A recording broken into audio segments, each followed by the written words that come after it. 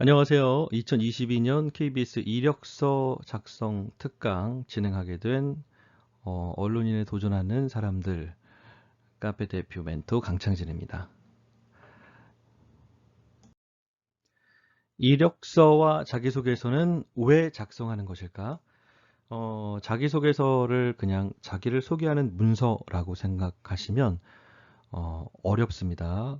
채용 과정 안에서 이력서와 자기소개서는 무엇이다. 이것의 개념을 정확하게 인식하고 있어야 돼요. 지금 채용 과정에선 1차에서 서류 전형을 진행하고요. 카메라 테스트를 진행하고 2차에서 필기 시험을 봅니다. 그 이후에 3차 때가 되어야만 면접관이 여러분 개개인에 대한 질문을 할 수 있는 기회가 오거든요. 그때에 맞춘 자료를 1차 지원할 때 모두에게 받는 겁니다. 그러니까 자기소개서를 지금 열심히 써봐도 어차피 1차에서 2차에서 떨어지면 정말 쓸모없는 자료가 되는 거죠. 역으로 말하면 내가 1, 2차를 통과하게 될 경우에는 면접을 볼 때 굉장히 중요한 면접관들 입장에서 볼 때에 여러분에게 질문할 수 있는 자료가 되는 겁니다. 그러니까 지금 내가 쓰는 것은 단순히 나를 소개하는 문서가 아니라 내가 면접을 볼 때 나에 대한 면접용 자료를 지금 내가 만들고 있다. 그러니까 면접용 자료에는 내가 어떤 글을 쓰느냐에 따라서 면접관이 나에게 어떤 질문을 할지가 결정되겠죠. 그래서 모든 질문은 이력서와 자기소개서를 토대로 나옵니다. 그래서 여러분이 꼭 면접관에게 하고 싶은 말, 꼭 어필하고 싶은 것들은 반드시 자기소개서 또 이력서에 기입을 하셔야 돼요. 그래서 그런 부분을 여러분이 꼭 생각을 해주시고 궁극적으로는 사장님과의 대화를 상상하면서 작성을 해주시는 게 중요합니다. 4차 넘어가서 임원 면접이 되면 소수 인원이잖아요. 그러면 더욱더 이력서와 자기소개서를 인원이 적다 보니까 꼼꼼하게 보거든요. 그러면서 나오는 질문들 충분히 받을 수 있겠죠. 그래서 여러분이 1차 아직 서류 접수 중이지만 최종 면접은 너무 먼 이야기처럼 보이지만 아니에요. 최종 면접을 생각하면서 작성을 해주시는 게 중요합니다. 자기소개서 실전 작성 방법에 대해서 말씀드릴게요. 시선을 끄는 일목요연한 헤드라인을 작성해 주는 게 좋습니다. 실제로 여러분이 이 자기소개서를 KBS에서 온라인으로 기입을 하지만 3차, 4차, 5차 이렇게 시험을 볼 때는요. 예를 들면 사장님 앞에 노트북을 놓고 드래그하면서 이 응시생들을 보세요라고 하지 않고요. 다 그걸 출력합니다. 출력해서 종이로 만들어서 당연히 사장님 면접 때 보죠. 그렇기 때문에 인쇄물로 볼 때에 빡빡한 글은 눈에 잘 안 들어옵니다. 그래서 쉽게 생각하면 지면 신문을 볼 때 여러분 헤드라인이 없으면 그 작은 글씨만 보면 읽을 맛도 안 나고 눈에 안 들어오죠. 그래서 일목요연한 헤드라인을 기입하는 것이 중요합니다. 예를 들면 이런 거예요. 캠퍼스의 낭만과 멋, 방송국 아나운서로서 이야기하다. 그 다음에 이제 저는 대학교 방송국에서 3년간 아나운서 활동했습니다. 이렇게 들어가면 이 친구가 이러한 했겠구나 생각할 수 있어요. 다만 주의할 점은 캠퍼스의 낭만과 멋, 요것만 쓰시면 안 됩니다. 그래서 중요한 점은 멋진 문구 플러스 정보 이 두 가지가 헤드라인은 꼭 들어가 있어야 돼요. 띄어쓰기와 줄바꿔 쓰기를 적절히 구사하는 것도 중요합니다. 온라인 개념에서는요, 한 칸을 이제 한 줄바꾸기를 쓸 때 한 글자가 없어져요. 한 줄에 대한 한 2, 30자가 없어지는 것이 아니라. 그렇기 때문에, 어떤 사람은 그냥 빡빡하게 써서 눈에 안 들어오게 쓴 것들이 있는가 하면, 항목별로, 내용별로 적절하게 글자 수를 조절해서 줄바꿔 쓰기를 써주시는 것이 가독성에 좋습니다. 세 번째는 막연한 형용사가 아니라 구체적 명사로 작성하시는 습관을 들이세요. 예를 들면 서로 격려하고 조언하는 화목한 가정에서 자랐습니다. 그러면 이것을 볼 때 면접관이 볼 때는요, 잘 느낌이 안 와요. 왜냐? 굉장히 막연하죠. 저희 집은 저녁 식사 후 1시간의 수다 타임이 있습니다. 자, 이거는 뭐죠? 실제 여러분의 그 가정에서 일어나는 것들을 그림 그리듯이 또 구체적 명사로 이렇게 얘기를 했죠. 그래서 당연히 똑같은 말이에요. 예, 저녁 식사 후 1시간 수다 타임을 떠는 그런 가족이라면 서로 격려 조언하고 화목한 가정이겠죠. 그래서 구체적으로 써주시는 것들, 막연한 형용사가 아니라 구체적 명사로 표현해 주시는 것들이 중요합니다. 자, 그러면 자기소개서 항목을 한번 분석을 해 보도록 하겠습니다. 자기소개서 항목은요, 지금 아나운서 전국권 항목인데요. 하나, 둘, 셋, 넷, 5개 항목으로 있는데요. 요거에 대해서 하나씩 한번 풀어보도록 하겠습니다. 1번. KBS에 지원한 구체적인 동기는 무엇입니까? 본인의 직업 및 회사 선택 기준, 입사 후 목표와 연계하여 기술해 주십시오. 400자 이내입니다. 여러분 실제로 400자 이내면 글자를 쓰다 보면 많이 부족해요. 추천드리는 방법은 한글이라든지 워드 이런 데서 먼저 작성을 하실 때 400자 제한을 두지 마시고 꼭 쓰고 싶은 내용들을 자유롭게 쓰세요. 그렇게 쓴 다음에 400자로 간추리는 것을 추천드립니다. 400자에 맞춰서 쓰시는 것보다 그래야 내용이 누락되지가 않아요. 하나씩 풀어보겠습니다. 본인의 직업의 선택 기준, 이것은 이렇게 질문을 바꿔보시면 여러분이 조금 더 쉽게 생각하실 수가 있을 거예요. 왜 아나운서를 하려고 하는가? 그리고 본인의 회사 선택 기준은 뭐지? 왜 KBS에 지원을 하는가? 이렇게 답변을 바꿔서 생각하시면 여러분이 좀 더 편하실 겁니다. 질문 보세요. KBS에 지원한 구체적 동기는 무엇입니까? 뭘 동기가 어딨어. KBS니까 쓴 거지. 이게 솔직한 우리 마음이잖아요. 회사 선택 기준. 회사 선택 기준이 어딨어. KBS 쓰니까 쓴 거고. MBC 뜨면 또 거기도 열심히 쓸 건데. SBS도 쓰면 쓸 건데. 근데 이렇게 질문하면 여러분 어렵잖아요. 이걸 이렇게 바꿔서 생각을 해보시기 바라겠습니다. 자, 그러면 본인의 직업 선택 기준, 왜 아나운서를 하려고 하는가에서는요, 자신만의 이야기를 할 것을 추천드립니다. 그러니까 구체적인 여러분의 사건, 사례 중심으로. 제가 하나 예를 들어 볼게요. 이것은 저의 실제 사건입니다.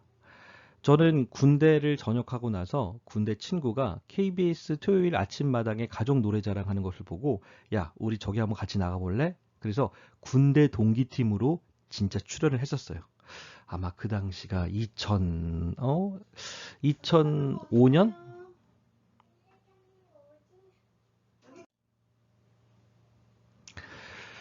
그래서 실제로 군대 동기팀으로 출연했었습니다. 그리고 새벽에 뭐 5시에 가가지고 생방송으로 이금희, 김홍성 아나운서 사회로 보는 그 아침마당 노래 자랑을 했고요. 전국 방송이 나왔죠. 어, 그 이용식 아저씨도 있었고, 막 개그맨들도 있었고, 재밌게 방송을 했습니다. 끝나고 나서 연예인들은 다 이제 다 대기실로 들어가고 사라지는데, 이금희 아나운서와 김홍성 아나운서만 남아서 그 출연진들과 함께 출연했던 가족분들에게 하나씩 손을 다 이렇게 잡아주시고 인사하더라고요. 거기다가 또 김홍성 아나운서는 제가 사진 좀 같이 찍죠? 했더니, 저는 이런 데서 안 찍는다고 하길래 저는 속으로, 좀 건방진 분이네 이렇게 생각했었는데 갑자기 저기 그 조명 감독님 조명 다시 다 켜주세요 하면서 정말 스튜디오에 불을 다 켜게 한 다음에 더 좋은 조건에 야 이런 데서 찍어야죠 하면서 더 잘 찍어주시더라고요. 그래서 느꼈습니다. 나도 이런 사람이 되고 싶다. 카메라 앞에서 빛나지만 카메라 뒤에서는 더 빛나는 사람. 자, 이런 것들이 이제 KBS 왜 아나운서를 하려고 하는가와 왜 KBS에 지원하려는가 두 가지 답이 다 되겠죠? 자, 그런데 여기에 팁이 있습니다. 다른 지원자의 이력서에 쓸 수 있는 내용이라면 여러분만의 내용이라고 보기엔 너무 두루뭉술해요. 그러니까 여러분 지금 KBS 아침마당 요 사연은 오직 저만 쓸 수 있겠죠. 그런 것들이 면접관이 호감을 갖는 겁니다. 그래서 여러분이 그냥 TV 보다가 그냥 멋져서 아나운서 되고 싶다. 이건 너무나 식상한 얘기잖아요. 여러분의 이야기를 한번 찾아보시기 바라겠습니다. 두 번째는 본인의 회사 선택 기준. 왜 KBS에 지원을 하려고 하는가?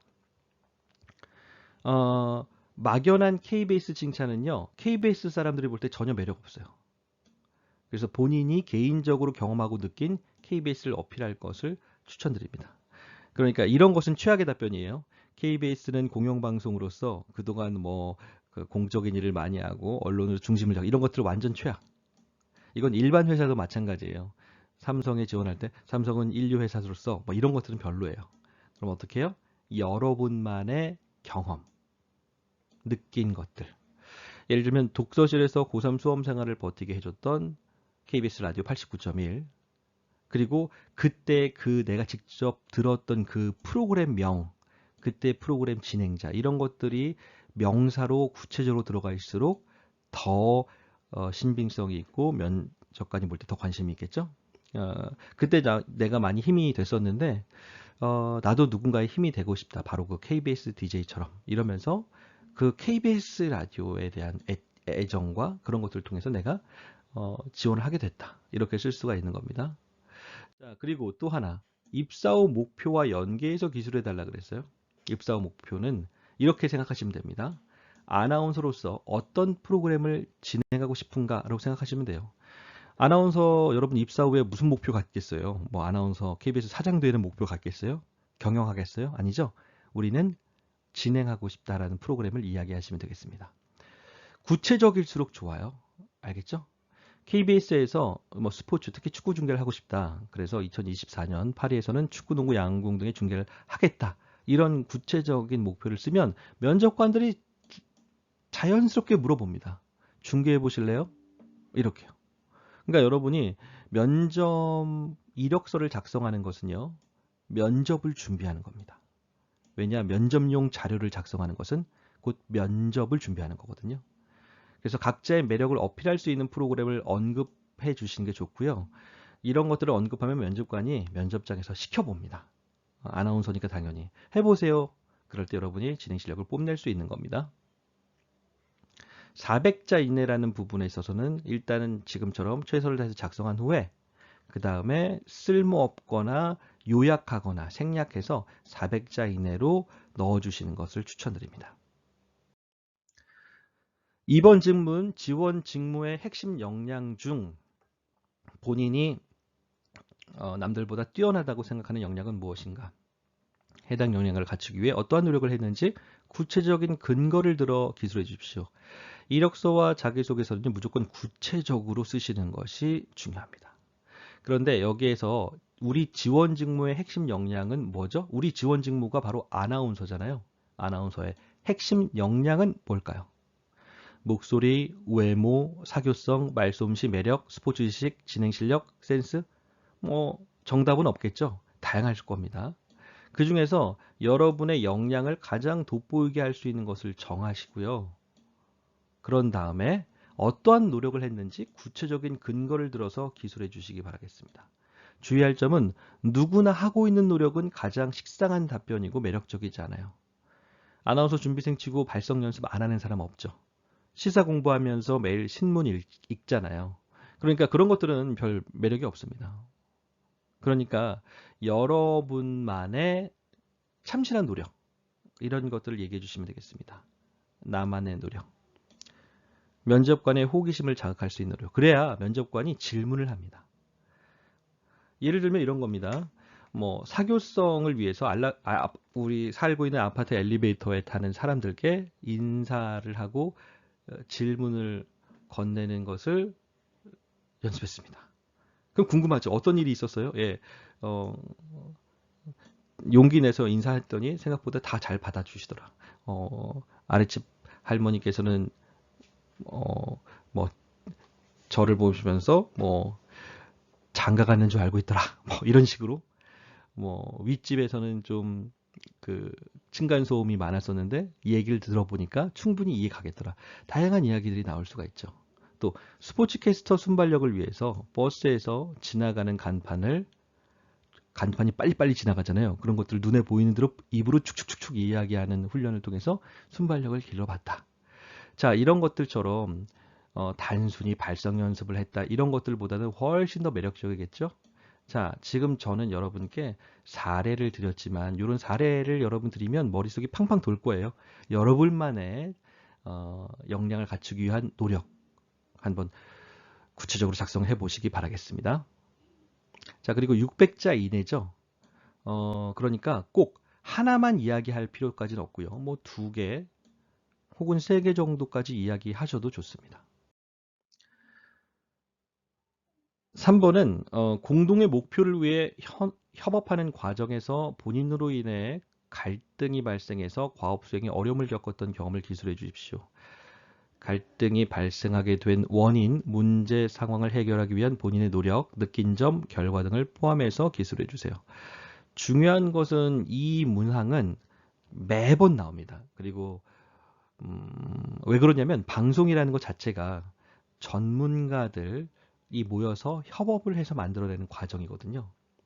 방송은 이 성격이 전혀 다른 다양한 전문가들이 협업을 통해서 만들어 가기 때문에 이 갈등 조정 능력이 정말 중요합니다.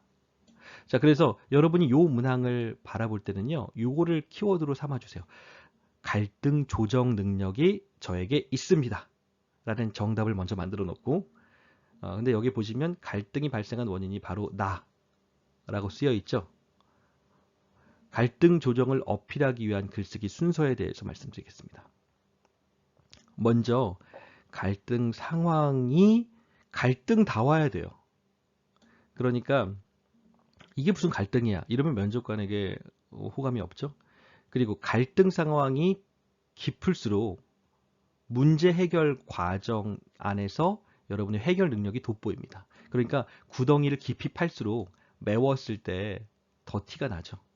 그리고 해결 후에 성장한 점까지. 첫 번째는 상황 설정 자체가 심각할수록 그 해결 시에는 본인의 갈등 조정 능력이 높아집니다. 별것 아닌 것 같은 갈등으로 보이게 되면 나중에 해결해도 돋보이지가 않아요. 두 번째, 문제를 해결하는 과정에서요. 다양한 시도 혹은 시행착오가 있어도 좋습니다. 그러니까 제가 제자들 이력서를 첨삭하다 보면 실제로는 정말 어렵게 노력했음에도 불구하고 글로서는 너무 쉽게 결론이 나와버리면 별로 노력을 많이 안 한 것 같은 느낌? 그리고 능력이 많이 어필되지 못한 느낌이 있거든요. 그래서 구체적인 노력과 방법을 어필해 주세요. 단번에 해결된 것 같은 느낌이 들지 않도록.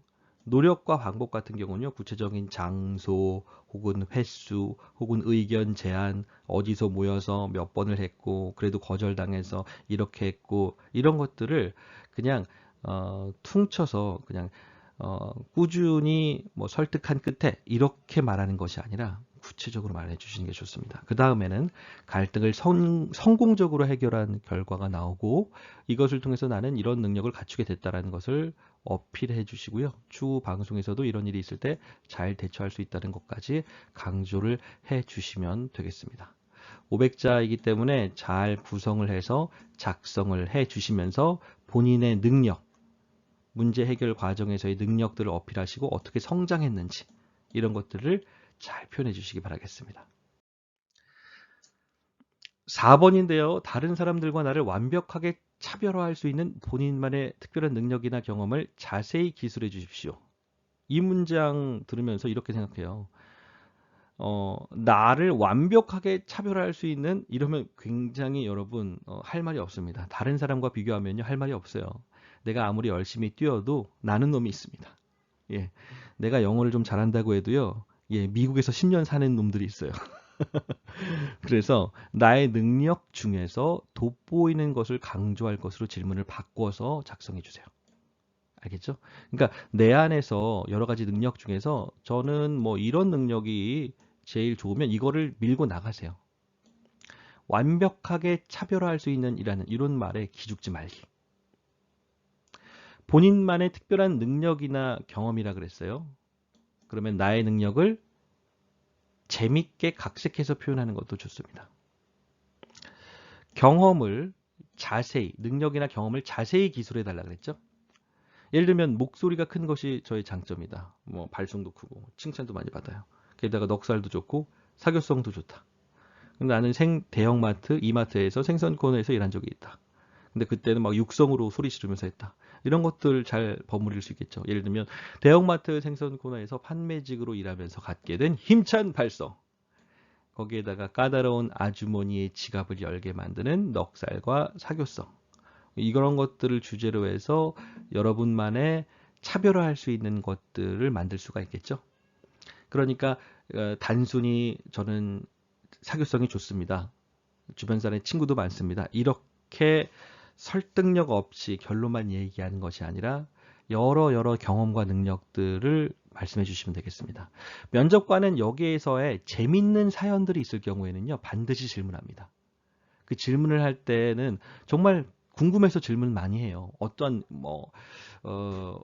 의도를 갖고 질문하는 게 아니라 이 재밌네. 이거 어떤 거예요? 라고 질문하기 수 있거든요. 그래서 여러분이 여러 가지 재밌는 경험을 가지고 있는 이야기꾼이라는 느낌이 들 수 있도록 표현해 주시는 것도 좋습니다.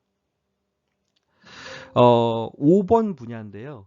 각 분야의 전문가가 시사, 교양, 예능 프로그램에 나와 알기 쉽게 전문 지식을 전달하고 있습니다. 유튜버, 스트리머 등 1인 방송은 물론 TV 방송에서도 영향력을 과시하고 있습니다. AI 아나운서가 뉴스를 진행합니다. 이처럼 변화하는 방송 제작 환경에서 아나운서가 갖는 역할과 가치를 본인의 강점과 연계해서 기술해 달라고 했어요. 그리고 천자 이내로 작성을 했습니다. 굉장히 많네요. 네. 이 내용만 보면 암울하죠? 아나운서는 사라질 직종이다. 이런 느낌이 듭니다. 그럼에도 불구하고 우리는 아나운서를 지원하고 있죠.